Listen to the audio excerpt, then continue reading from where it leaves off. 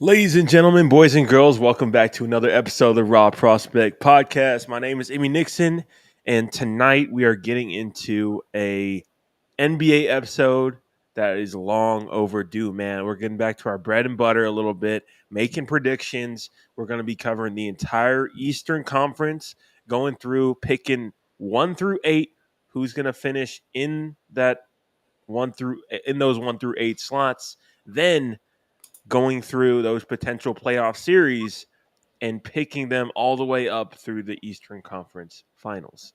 But before we get into it, make sure you leave a like on the video, subscribe to the channel if you have not already. If you know people that would enjoy content like this, make sure you share it with them. We want to build a community here of sports fans, and we can't do it without your help. But joining me, my co-host from Houston, Texas, the Stat King himself, Mr. Michael Wein. How you doing, man? Good. Excited to talk some basketball in the midst of March Madness, but we're going to talk some NBA as we're down the stretch of the final, 3 or 4 weeks before the play-in tournament, maybe even less than that, as we probably 3 weeks away, actually, from the actual play-in tournament beginning. So I'm excited to talk about the East. Next week, we'll talk about the West, and let's just go ahead and get right into it. Yeah, let's get it. So I think it's probably a little bit easier to start at the top, especially when it comes to the Eastern Conference. Um, the Celtics pretty much already have that locked up. They're leading the East by over 10 games at this point. Yeah. So Celtics locked in at that number one spot. And number two is where things start to get a little bit more interesting. The Bucks have now built a little bit of the gap. It's now at 2.5 games at this point. The Bucks have started to find themselves round into form. They just got Giannis back from a injury, and now they have that big three finally playing together. They hadn't played together. Well, before last night, they hadn't had their big three of Dame, Chris Middleton, and Giannis in the lineup since the beginning of February. So that's pretty big for them. I think this is where the conversation starts. Do you think the Bucks are going to be locked in at 2? I think, well, first of all, who are the teams that are in range? Like, I could see the Cavs potentially catching them. I could maybe see the Knicks catching them, but obviously they have some injuries that they're currently managing. I think it's a conversation, honestly, between the Cavaliers and the Bucks. I don't know the ins and outs of both teams' schedules, but personally, not knowing anything else, given what we've seen from the Bucks the past couple weeks, and given that they're kind of getting healthy and they have Giannis back, their defense has improved. They look to be a better team now than they were 2 months ago. I think that I'll give them the benefit of the doubt. I think they'll hold on to the number 2 spot. Yeah, I agree with you. The thing with the Cavs right now is they're dealing with some stuff with Donovan Mitchell. He's dealing with a knee injury that's been kind of bugging him for the last month or so, and he's been in and out of the lineup. So now with the Bucks getting healthy, and they just trounced the Thunder last night, a really quality win for them, and they're starting to really get it together on defense, like you mentioned. So I think I'm with you there. This might already be what we're doing, but I think we should try to come to a Raw Prospect podcast consensus on how we think the Eastern Conference standings will finish. Yeah. Try to come to a middle ground so that it'll just be easier to go through our predictions. We'll be predicting the same series, the same games. So we agree that Celtics 1, Bucks 2, Cavs 3, or do we think the Knicks can catch them? They're only a half game behind. And then you have the Magic not far behind that. So what do you think? Yeah, I think it's tough because the Knicks, they're going to get Julius Randle back. I think as of right now, my pick would be I think I would probably lean towards the Knicks in this spot. Yeah. Just because I really trust that, this group when healthy, like with OG, Julius Randle, and Jalen Brunson all in the lineup, I think they're one of the most balanced teams in basketball. And it's not like I'm super low on the Cavs, but I think with getting Julius Randle back next week is when people are expecting him. I think they'll be able to close that gap and eventually pass the Cavs. But I'm interested to hear what you think, though. Yeah. The Knicks are 20-0 against the bottom 8 teams in the league. The only other team that can say they're undefeated against the bottom 8 teams, they've really beaten up on the bottom of the pack in the NBA, is the defending champion Denver Nuggets, according to NBA.com. They have 3 of their 4 remaining games against teams in the bottom 8 are this coming week. So I think if they can really capitalize upon this opportunity that they have this week in continuing that success, I think they're playing the Pistons tonight, and then they get Toronto and San Antonio.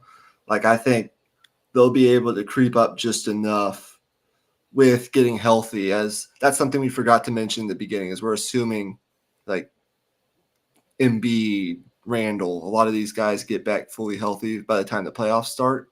Right. I do think the Knicks will be able to surpass the Cavs, given they're only a half game behind, and they've been so good against the bottom half.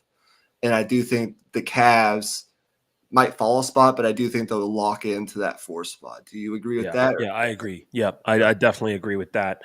At 5th, it's still Orlando Magic. Maybe a surprise, given how young they are, but they've really locked in on defense this year. They've been the best defense in basketball since the All-Star break. They've been consistently a top 5 defense in basketball throughout the entire season. Paolo Banchero, Franz Wagner, Jalen Suggs. I think that young trio, are all going to be cornerstones for them here moving forward. And I feel comfortable with them sticking in that 5 spot. And I think there's a gap. They have a little bit of room to work with here. Yeah. So I feel pretty comfortable with that. Yeah, I feel comfortable with them too. I mean, you look at their defensive rating over the course of the season is 3rd best in the league. Their offense has kind of been up and down at times, but when they have Jonathan Isaac, I think is when they're kind of at their best. Yeah. He cracked 22 minutes just for the 4th time this year on Saturday, just a couple of days ago, and he finished with 25 points on 10 of 13 shooting. It was a really encouraging performance. They outscored the Kings by 26 points with Jonathan Isaac on the floor. That's a small sample size, but I do believe with their defense and some of the, I guess, offensive creation that they do have with Paolo Banchero, Jalen Suggs, and others, I do think they'll have enough to hold on to the 5th spot. The question then becomes the Heat, the Sixers are separated. I mean, they're tied pretty much for 7-8. Do you think they flip flop, or do you think it stays Heat Sixers? It's all 3 of those teams: Pacers, Heat, and Sixers. That 6th spot is going to be extremely highly coveted, obviously, with how the play-in tournament is. I think I would probably lean towards the Heat for that 6th spot. Yeah. The Sixers, they have finally like really righted the ship without Embiid, and you got to give them the credit for that. Maxey, Harris, the trade for Hield has been solid, and Oubre has been really good for them off the bench. But I think with the Heat and how they have really found themselves kind of at the right time here, they've been playing much better basketball. They've gotten healthy relatively, and the trade that they made for Terry Rozier, I think it's going to start to pay dividends. Terry Rozier hasn't been at his best since being on the Heat, but I think his jumper and his scoring is going to start to round into form here. I agree. I agree about pretty much everything you said, but to add on to it, of the three teams we're talking about, Indiana, Miami, and Philadelphia, um, each who have right now 32 losses and are fighting for that sixth spot, like we're talking about, the Heat have the easiest remaining schedule of each of those teams. Five of their remaining 11 games are against teams with losing records. Um, so I do think they'll be able to kind of capitalize on that. They're a veteran team. They've been playing better as of late. So I do think they'll get the sixth spot. They never really bet against Eric Spoelstra. And then, do you think it'll remain Pacers Sixers, or do you think the Sixers will jump the Pacers for 7-8? That home court advantage in the play-in is so important. So, what do you think? It's hard to really know, and I think ultimately it probably won't matter too much on the grand scheme of things. But like I do think the Pacers do hold on. Tyrese and Pascal, with them both in the lineup, they have improved defensively. It's just been it's been tough for Tyrese right now post All-Star break with some of the injuries he had like nagging him. I think it was a some type of knee injury. I'm not exactly sure what exactly it was, but it has nagged him for a while, and I think he's finally starting to get back into form again. So I think I think he is gonna keep them in that 7th spot. I agree. I think it'll go. Let me know if you agree with this. I think it'll go Magic 5, Heat 6, Pacers 7, Sixers 8, and I think Bulls Hawks will probably stay about the same Yeah, unless you want to flip yeah, flop those teams. I mean, there's 2 games separating the two. They're both kind of on the similar path here. They're both 500 in their last 10, although the Hawks are on a 2-game win streak and the Bulls are on a 2-game skid. I mean, I don't know if that really matters in the grand scheme of yeah, things. yeah. I think we just leave it as it Yeah. is for that Okay. for the sake of this. So the teams that will be missing the playoffs entirely in the East are, as we have it, the Nets, the Raptors, the Hornets, Wizards, and Pistons. Okay. So perfectly timed. 12 minutes. We're done with that. Now we can get into our predictions, and we start with the play-in. So it would start, I guess, with that 9-10 game, right? Right. Who you got in that elimination game between the Bulls and the Hawks? I think I definitely lean Bulls. They've been. I mean they've been really good for the most part, or not really good, but just they've been well above average for a lot of this season, and the fact that they've gotten to this point where they're only a few games under 500 is, I guess, testament to them. I guess holding it all together. They've been without Zach LaVine for a lot of this season. They've gotten a breakout year out of Kobe White. The difference to me though is just the defense. The Hawks really struggle on the defensive end, and that's been well documented. And the Bulls, they, especially when Caruso is on the floor, defend at a high level. I agree. I think I would take the Bulls. They would have home court. They're better defensively. They've been able to really kind of improve their the way that they're playing since the All-Star break. Yeah, They've proven it against some good competition. They had actually the East's 4th best record against the Western Conference.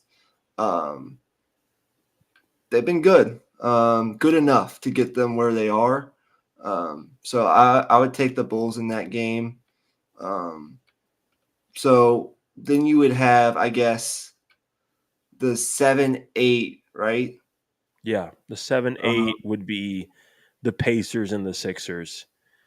Yeah, and we said that Embiid wouldn't come back until game one Round of one, game one, right? round That one, for game the one. sake of the video, yeah, yes, Okay. Um, my goodness. yeah. Um, It's a tough one because the Sixers. I mean, for all their struggles at first without Embiid, they've really found it. I think they've found a nice balance of things. They've defended a lot better.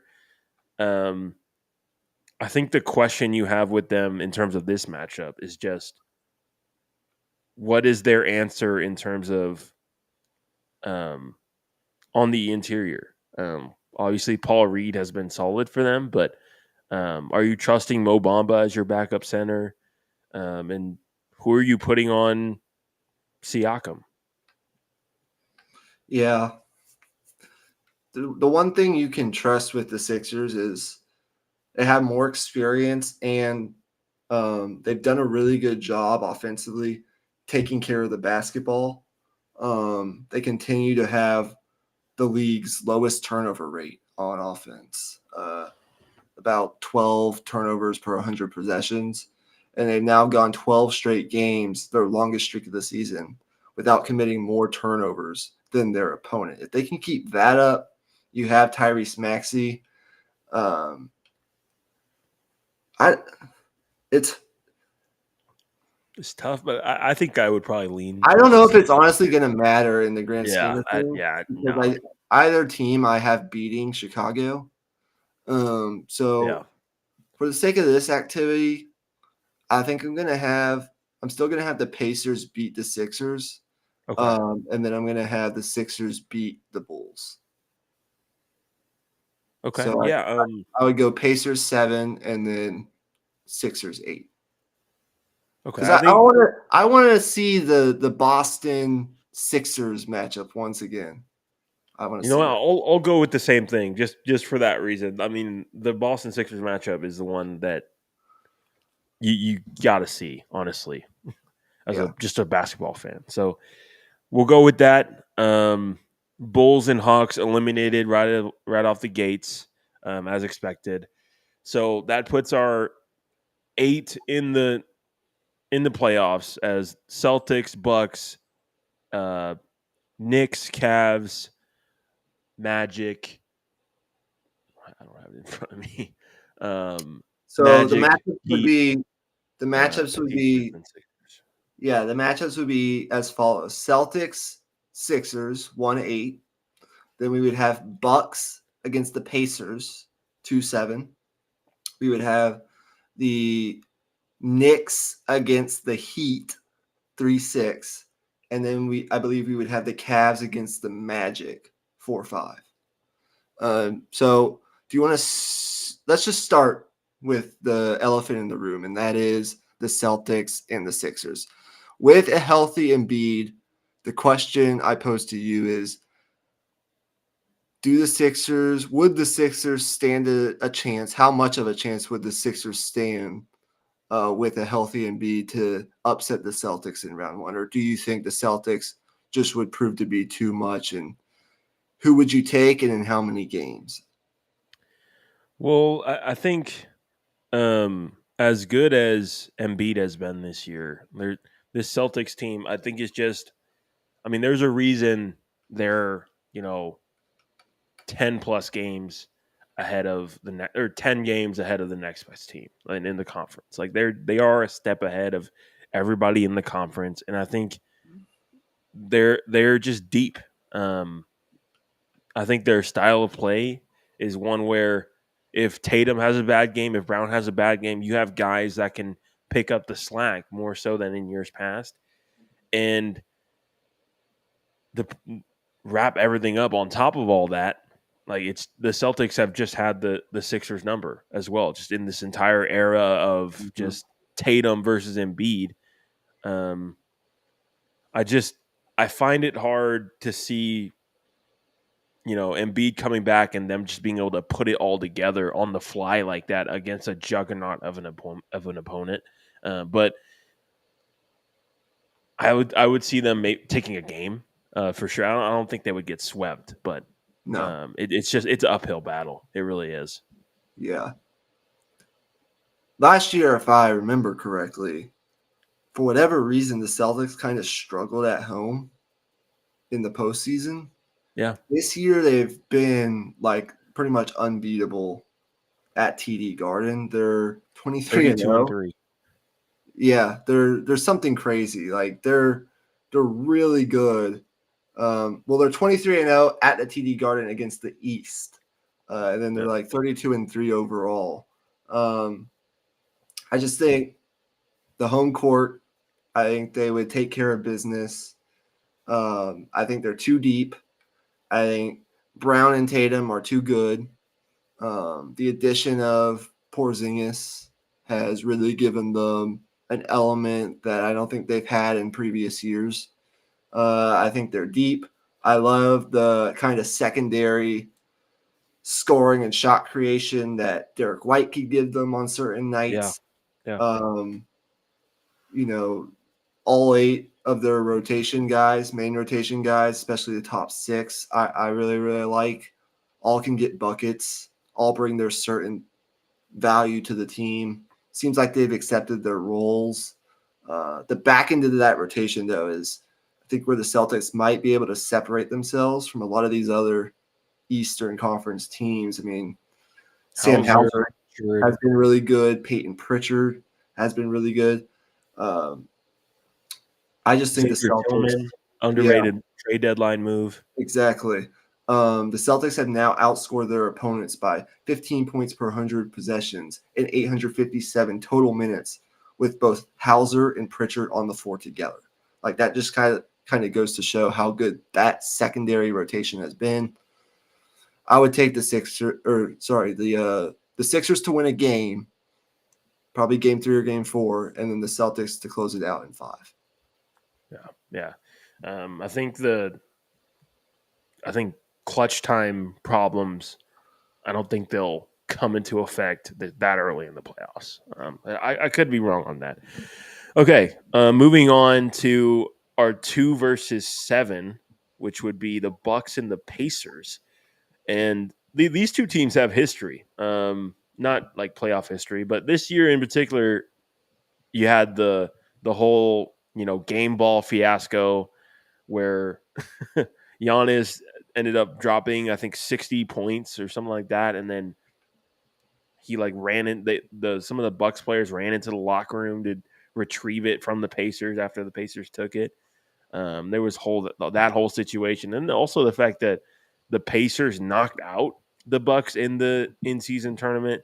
So this is like, it's not really a rivalry, but there is definitely some emotion involved in this series. For me, though, prediction wise, I think the Bucks just, with how they've been defending lately, their front line of Brook Lopez and Giannis, I think, is gonna cause a lot of problems for the Pacers. With how the Pacers lineup is set up, it's outside of Miles Turner, a lot of undersized centers and forwards playing those two spots because they want to play fast, they want to get out and run, but that leads to problems when you play bigger teams like the Bucks, who can rebound as well as they do. And I think that's where I give the Bucks the edge, and I don't think it'll be a sweep again. I definitely I could see it being a sweep, but I think I would give the Pacers a game.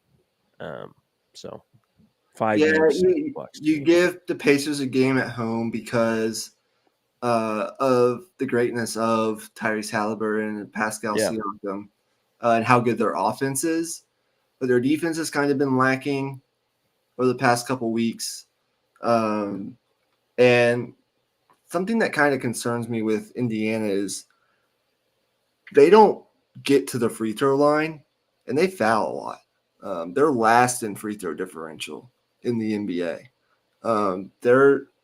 I don't know like kind of what I can't necessarily speak to all that goes into that, but just a couple nights ago, I guess it was last night, the Lakers attempted 27 more free throws than the Pacers did. And the Pacers, when they do get to the line, don't always shoot it very well there. They were already last in free throw differential coming into last night, and that game there did not do anything to help it. It just hurt it even more. That's one of my concerns. I love Siakam. I love Halliburton.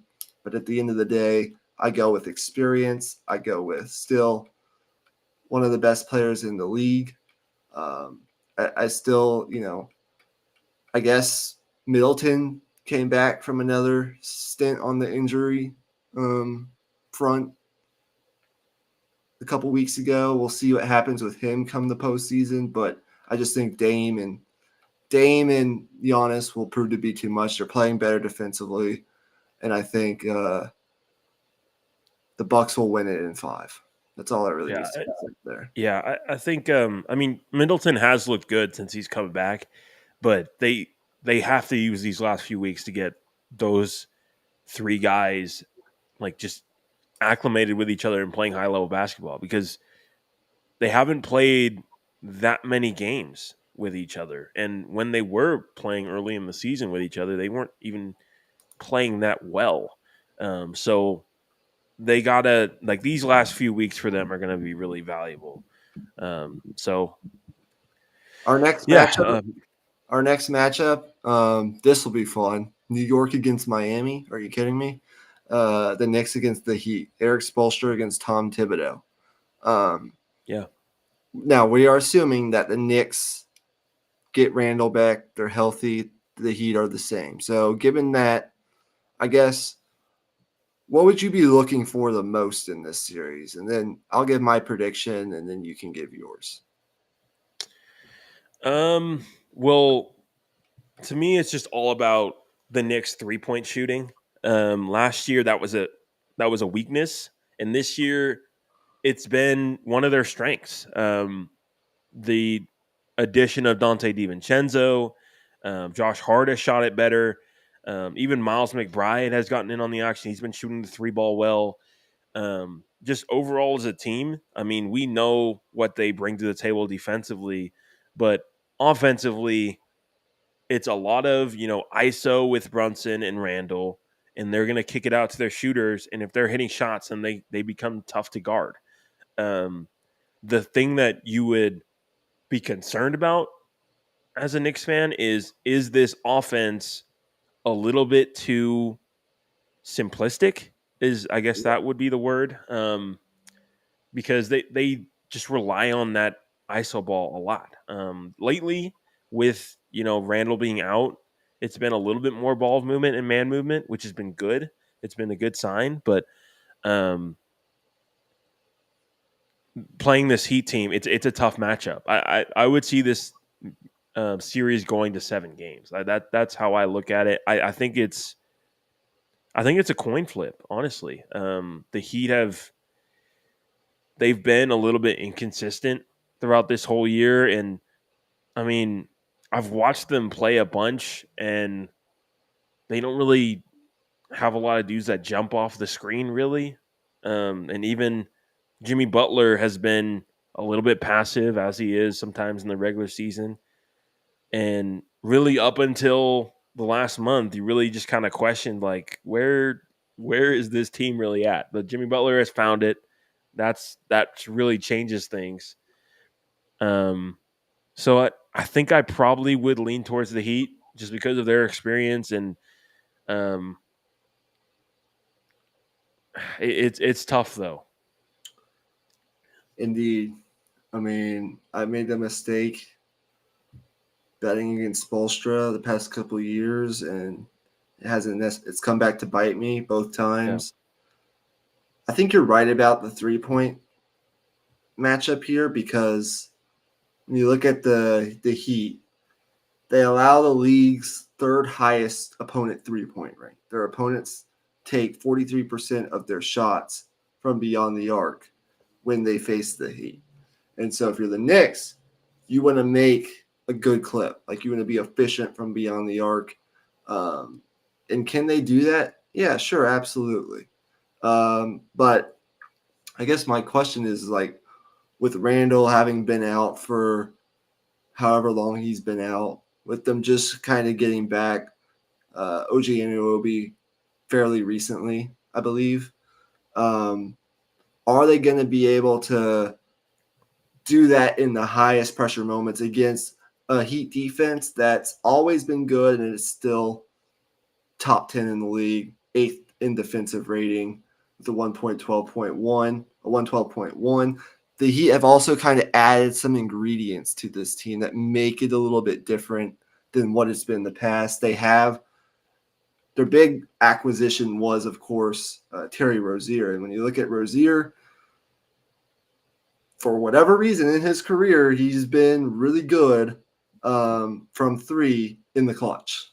He's 76 for 192. That's 39.6% on clutch three-pointers, including the playoffs in his career. For whatever reason, he has a knack for hitting big-time shots. That's the fourth best mark amongst 126 players with at least 150 attempts over the last 28 years for which we have clutch data. Does that continue in these playoffs? Maybe. If it does, I like the Heat the longer this series goes. If the Knicks, though, I think the key would be for the Knicks, it would get really uneasy for me if the Heat are able to steal a game in New York. Because it just feels like with Spoelstra, Butler, Adebayo, Rozier, they've added Patty Mills, who struggled to get minutes in Atlanta, and he's all of a sudden like come over to the Heat. And while he's not shooting particularly well, he's 20% from three in his short stint with the Heat so far. The Heat have been really good with him on the floor. They're outscoring their opponents by 16 points per 100 possessions. So the longer this series goes, I would trust the Heat's experience. I would trust their shot makers, Butler, who's a big-time player, playoff performer, or he has been in his career, Adebayo, Terry Rozier. I would trust Spoelstra to get it done. I think the Heat would. I don't love it for the team that has to play the Heat in the first round because it just feels like they'll be a pain in the ass for whoever they end up playing. And they just figure it out, man. Like, I would never pick the Heat as like the better overall roster, but they just know how to get it done. Yeah. Okay. So we both went Heat in 7, I believe. Yep.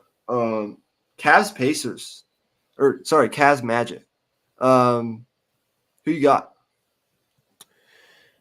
I'm taking the Cavs, and it's all about Donovan Mitchell. I think whenever you have the best player in the series, I mean that's a huge lift, and the Cavs have some pressure to make it out of the first round this year. They've got there last year and kind of got embarrassed by the Knicks, and they even admitted like they were just kind of just not ready for the moment, kind of folded a little bit. Like they come into this year, I think, a little bit more prepared. They brought in Max Strus, a little bit more shooting. Isaac Okoro has been better, so I don't think he'll be unplayable in the playoffs this time around. He's been shooting much better. So I think the Cavs, they're shooting, and I think their defenses are comparable, especially with how the Magic struggle offensively at times. Yeah. I think it's a good matchup for the Cavs. So it would be extremely disappointing if they didn't win the series. I'll put it that way. Very disappointing. We would have to have some real conversations about the Cavs going into the offseason if they didn't win this series. They've been really good with Mitchell and Garland.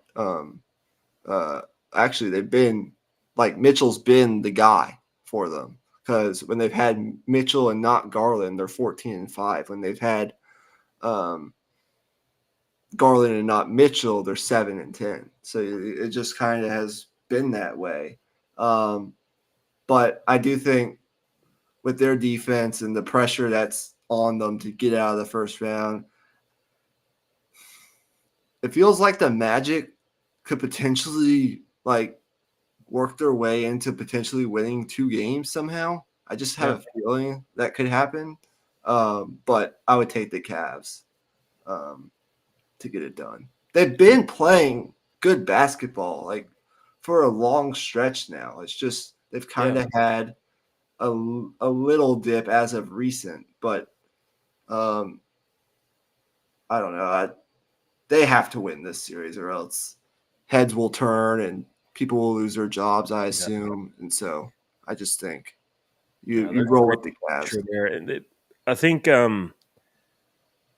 the point where their season turned around was like right when they lost Garland, they lost Mobley, and then at that point they were playing Dean Wade and giving some of their bench guys a lot of minutes, and then all of a sudden they just started shooting way more 3-pointers, shooting them at an extremely high percentage, and they kind of reinvented themselves a little bit. I think their 3-point shooting now is, I think they're more comfortable. Like some of these role players are just more comfortable shooting those big shots. Yeah. So I think it'll be different this time around. Okay, so we have the Celtics and the Cavs in the 1-4 in round two. What are your initial thoughts on this second round series? Well, I think right off the bat, you look at all the guys the Celtics have to throw at Donovan Mitchell. That's the big thing. Yeah, I mean, Derek White, Jaylen Brown, Drew Holiday.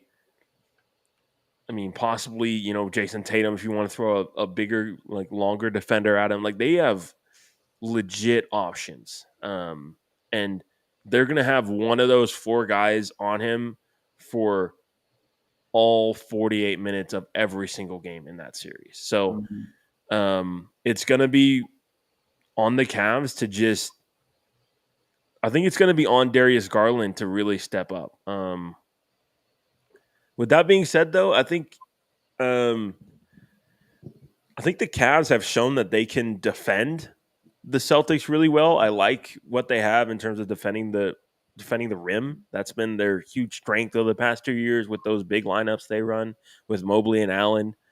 And the Celtics, if you force them into their worst tendencies, which is just firing up threes, Yeah. that's where you can kind of get them. They have a tendency to have a slump every once in a while. Like now, would I bet on them having 4 slumps out of 7 games? No. No, but I do think the Cavs will give them a good series. I think I'd see the Celtics winning it in 6.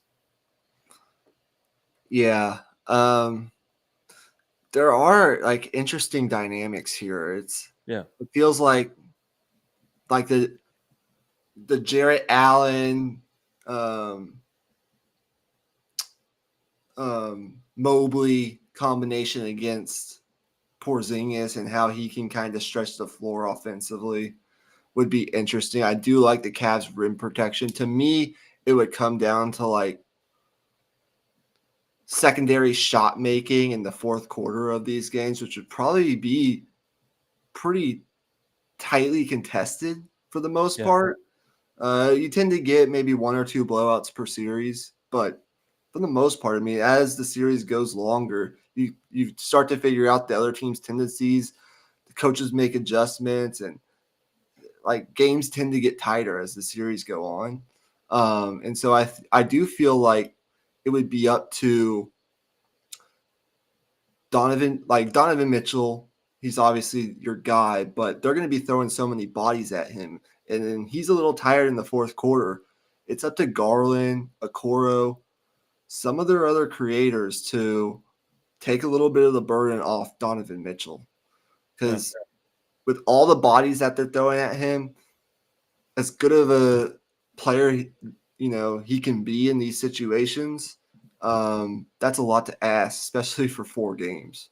Maybe he does it once or twice, but that's a lot to ask. But everything else and how deep the Celtics are, I would lean Celtics. I just think, I mean, a lot of this just comes down to their depth, as we kind of talked about previously. I do kind of worry about their tendency offensively to kind of stagnate at times, not take the best shots, and just kind of rely on how many good 3-point shooters they have. But relying on talent. I do feel like they just have too much, and they'll kind of overwhelm the Cavs a little bit. But the Cavs will hang tough, and if if they can win their first round series and like give the Celtics a really nice series, I feel like that'll be a really nice season to for build off of, for sure. season to build off for the Cavs. Yeah. Okay, so we both have the Celtics moving on to the conference finals. Yeah. But now we've got the Bucks and The the Heat. Heat playing in the second round. No. Oh gosh. Now this is why you go out and get Dame. I think that's what you start with. From a Bucks perspective, I think there's reason to believe like they're better than last year. Like regardless of what their record says and what this season has been for them, it's been a bit of a roller coaster. But now they're healthy now, and I think there's been a real commitment to the defensive end for them. Now, the other part of it is, what are you doing with Jimmy Butler? Who are you putting on him? Last year it was Drew Holiday, and Drew Holiday kind of got cooked. If we bring real, he kind of did. And is it more Giannis this year? Is it Jay Crowder?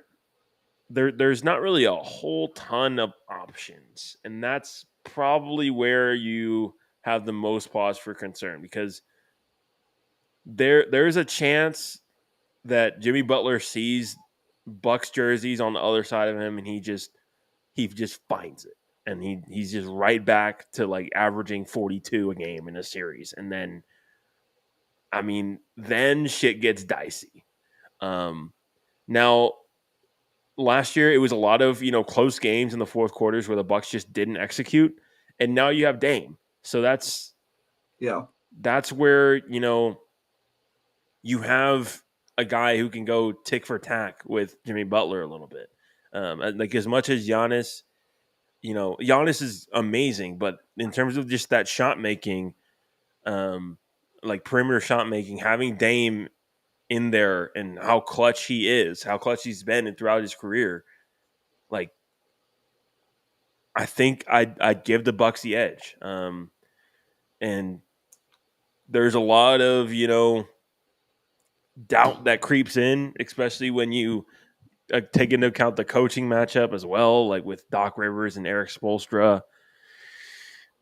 Like there's a lot of different matchups you look at where you just look at from a Bucks perspective, and you're just kind of like, I don't know, but I do think they'll pull it out somehow, some way. Yeah, it's like, do you throw Jay Crowder at Jimmy Butler? Do you try to like frustrate him by throwing Pat Beverly on him for stretches? I mean, it's just kind of, or do you go Giannis? It's definitely there are the jokes and the interesting dynamics that can come out of this series, because I kind of view it as the Dame sweepstakes bowl, if you will, kind of the team that was for a lot of time leading up to the trade was rumored to be the team for Dame, and then the Bucks stole it kind of at the end.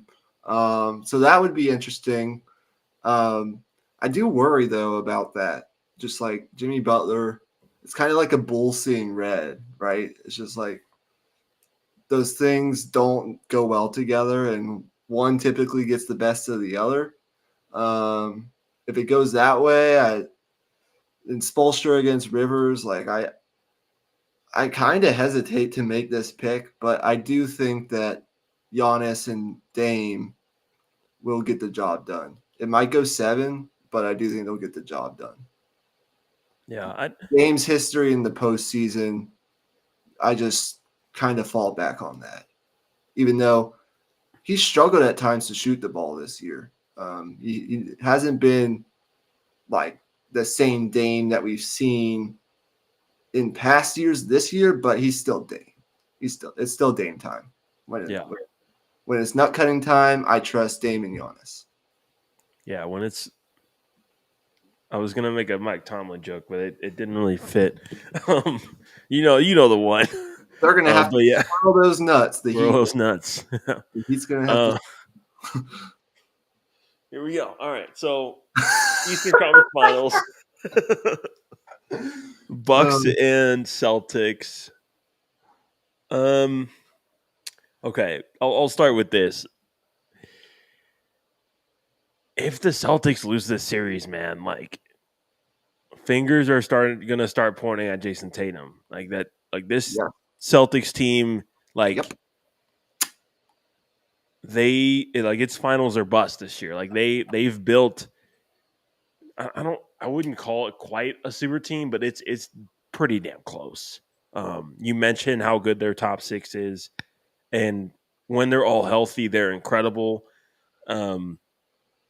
But it's all about Jason Tatum, man. I think Brown has been quietly really really freaking good Yep. over like since the calendar year switch. Like Jaylen Brown has been really really good. Like has really impressed me honestly, just with how forceful he's been playing, just getting to the rim. And it was really apparent just like in that Denver game too. Like when they were playing in Denver, Jaylen Brown was just getting to the rim at will.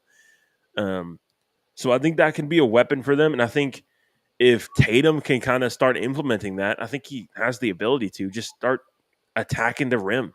I think that's going to be the difference. If those two guys play up to the level that they can, then this series I don't think will be a problem. Like I think if those two guys play up to the level that they can play at, I could see this series being done as quickly as 5 games. But I also see it as like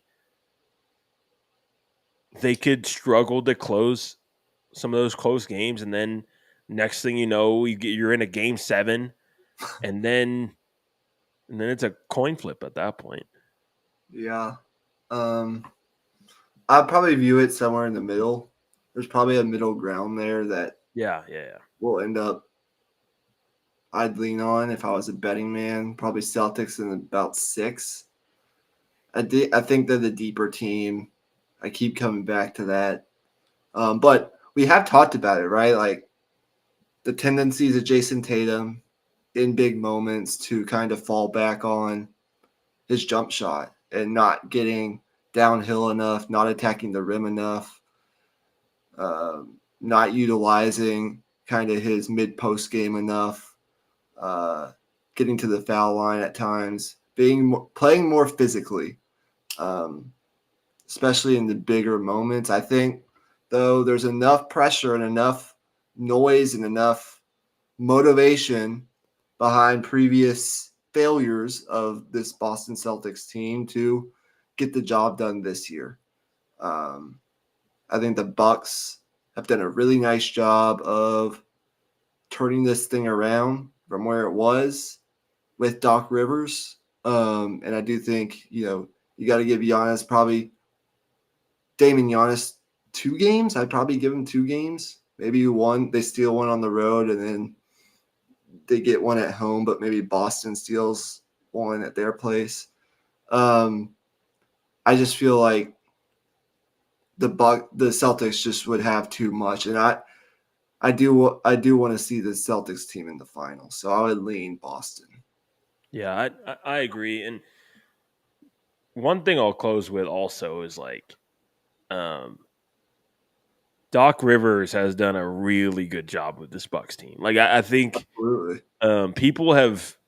people were clowning like them going out and getting Doc Rivers, and I was one that was like I was somewhere in the middle. I was like, it's not the greatest situation, and you probably would have kept Bud if you knew that was going to go down. But I mean, he's gone in there, gotten the most out of them defensively. They've kind of crept closer and closer to the top 10 in defense game after game after game, and it got to the point last night where they were straight up hounding that Thunder team that's a top 5 offense in basketball. So, man, I mean, if they reach that level in the playoff series, I think like they could win it all. Like, no question about it. Like, they're that good. It's just the Celtics team is, I think, at a different level. Like, even if the Bucks are at their best, I still think the Celtics